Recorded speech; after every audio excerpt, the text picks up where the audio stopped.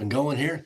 There we are. Well, good to be out with you on this Monday, and hope the stream finds you well. And we'll give you a moment to for some people to get on here, and then we'll dive right in. So it's Monday, March the 14th. And hope you had a great weekend, and looking forward to an awesome week. I trust you've recovered from your 1 hour less of sleep Saturday night, Sunday morning, and hope you recovered from that. And a little different here, seeing the dark outside once again in the morning, and lighter a little bit later, which is nice. I like it, but it was a little bit different to see, but enjoy it very much. So once again, hope to find you well. Be sure to like, share, and comment as we go on here. If you share it live now, maybe others can jump on live, and I would encourage you to do that. We're in Proverbs chapter number 17 today, Proverbs chapter 17, and we began this proverb last Friday, and looking forward to getting into it a little bit more this week. And I'm not sure if we'll finish it this week, man. There's just so many good nuggets of truth, nuggets of wisdom, and words of encouragement for us. And so I don't know. I hope you enjoy it. I like kind of walking through it a little bit slower and just kind of seeing what God has for us. And so let's do that. Let's do that this morning. Okay. Verse number 4, Proverbs 17 and verse number 4. We're going to look at a couple verses today. Each one of them has a significant truth for us, and I think they'll be a blessing for you. Verse 4, a wicked doer giveth heed to false lips, and a liar giveth ear to a naughty tongue.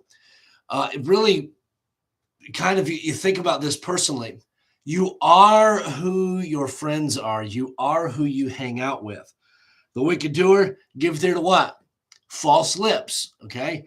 Giveth ear to the liar here, and a liar giveth ear to a naughty tongue. And so you are who your friends are, and don't, as you look and evaluate your life, and you look at those individuals that you spend the most time with, you look at those individuals who you would count as your friends.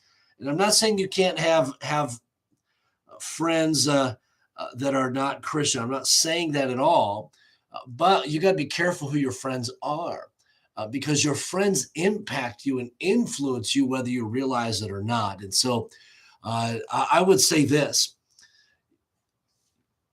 be around godly individuals. Surround yourself with individuals that seek after wisdom, that seek the Lord. We've been looking in Sunday school at the verse, Hebrews chapter 11, verse number 6, that tells us, but without faith, it is impossible to please him. And then it closes out by saying that we should be diligently seeking the Lord. And man, that's who I want to surround myself with. I want to surround myself with God's people that are diligently seeking the Lord. Now, because we're in this world, we also need to be reaching the world with the gospel. And that's so very important. So you got to have those connections as well.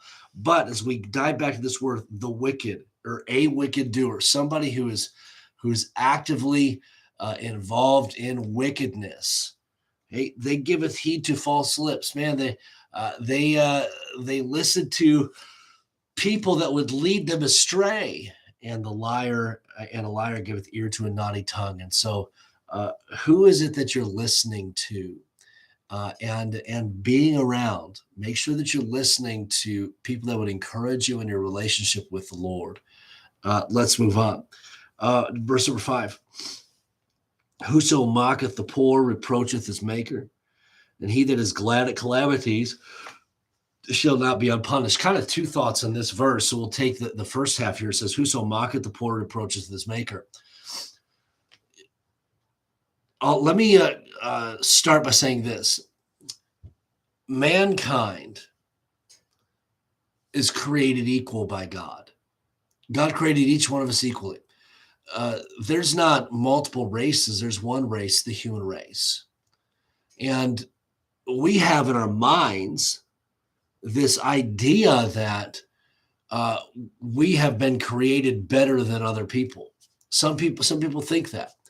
You say, "Wow, I would never." Well, have you ever thought about somebody? Hey, you know what? That person, they're not as good as I am because of maybe they're not as good as us academically, athletically. They don't look like us. Their weight's a little different than ours, and so on. And sometimes maybe this happens more so in young people. But man, the making fun of people and the way that they look, the way that they act, and so on.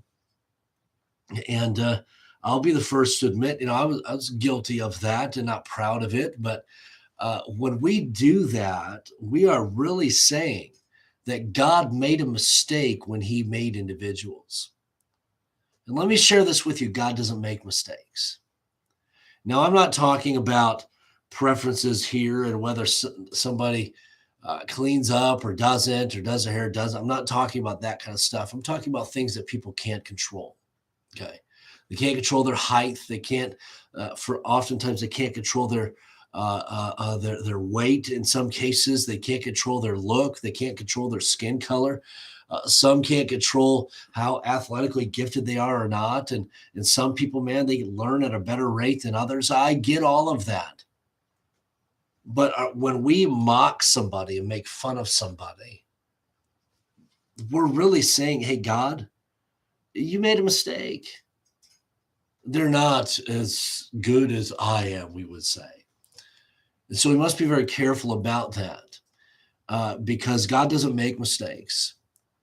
God created every individual unique, and He's created every individual, either male or female, and we're all part of this human race.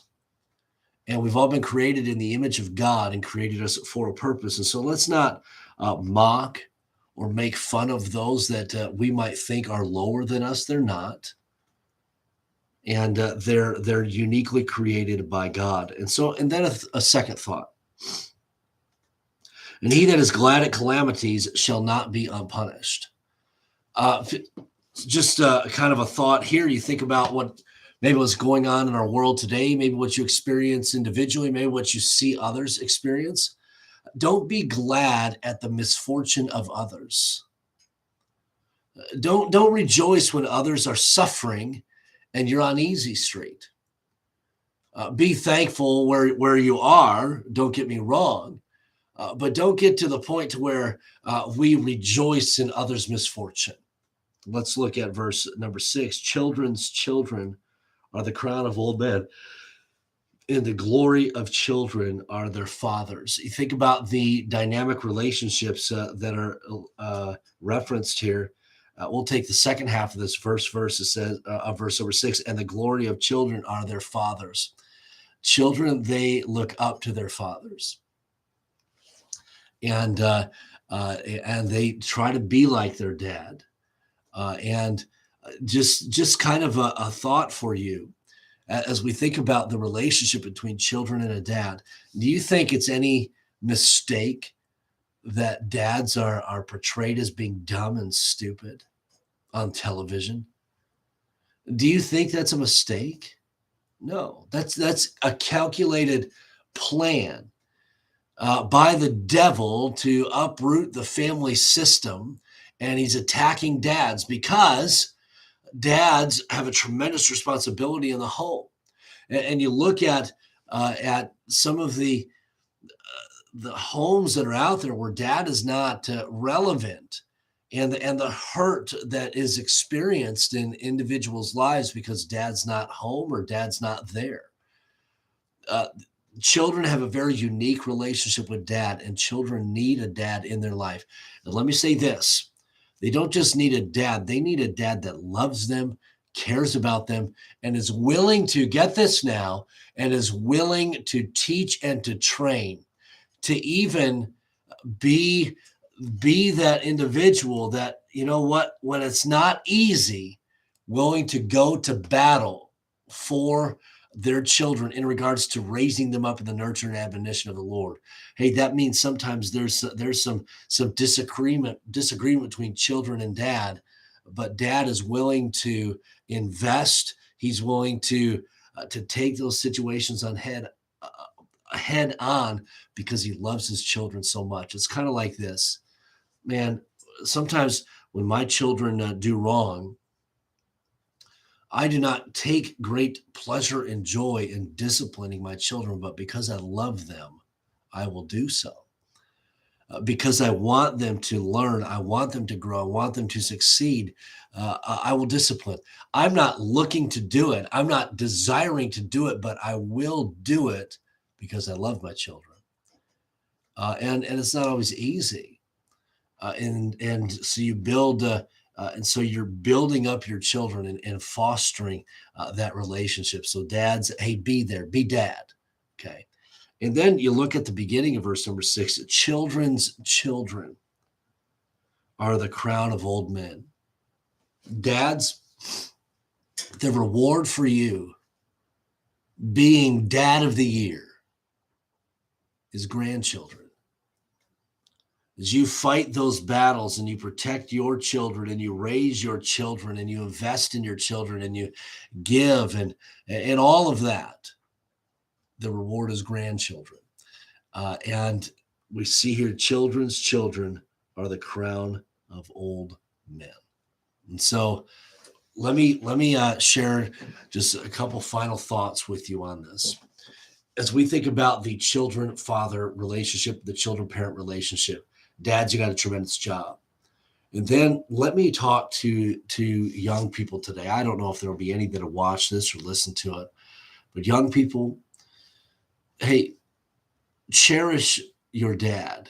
If your dad is there, cherish him and love him, and know that he does not hate you. He loves you. And I understand that there are sometimes the dads can be very hurtful towards their children, and I understand that not every dad is perfect, and some are just downright mean, and some unfortunately are evil.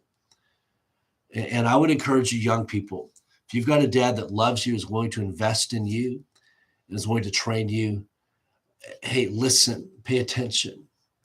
And then young people, if your dad isn't there, or your dad is not does not follow the Lord, and your dad is obviously, all dads are not perfect, but you would say that he is not a dad, a good dad. Listen, I would encourage you, learn from that.